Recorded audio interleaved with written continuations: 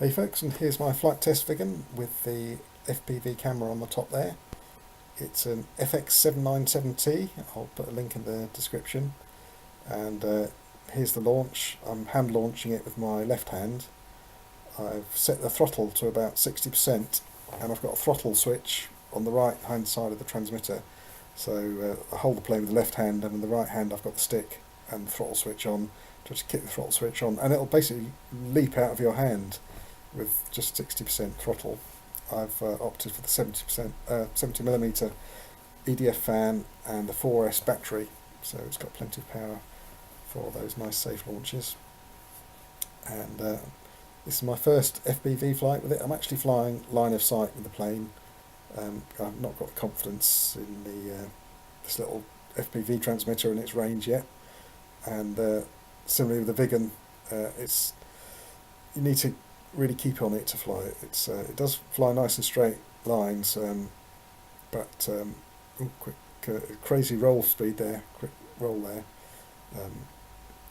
It does fly like a dart, but great fun and a great learner ducted fan plane for you as well.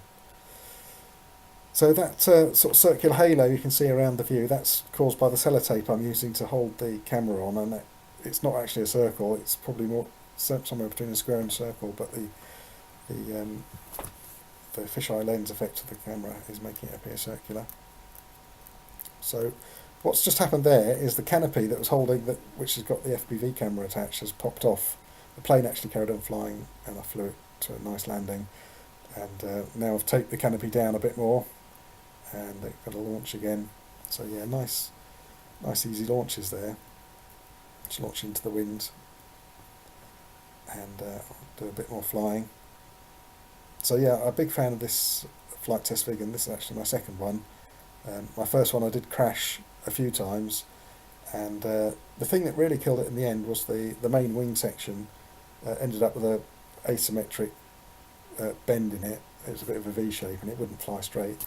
So for this one I've actually put a carbon fibre spar across the folded join in the wing, and that's given it much better strength and it flies a lot better with that in, so well worth an extra couple of pounds for one of those. And yeah, once you've bought the electrics, the Flite Test Viggen kit itself was only about £35. Nice shot down there along the path.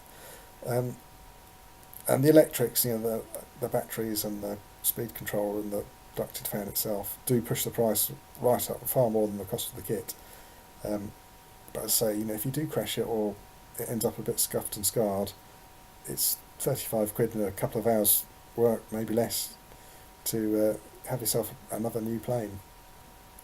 So a very good starter plane for that reason, and also for the flight envelope. So it actually flies very nicely, slowly, so you can keep the angle of attack up and the thrust up, and it'll actually fly quite slowly. So that makes landings a lot easier, because normal EDF planes come in quite fast and you have to be able to taxi and at high speeds both take off and land, which can be quite tricky. So I'm just a bit of overbank there. Coming around there, the battery alarm's gone off there. I've got battery alarm in it, and so I'm just going down to turn around and come into the wind for a nice soft landing. And you can almost spot the point at which I cut the throttle, because the plane slows right down, just about there, and just nice gentle gliding landing there. Keep the nose up and job's a good one.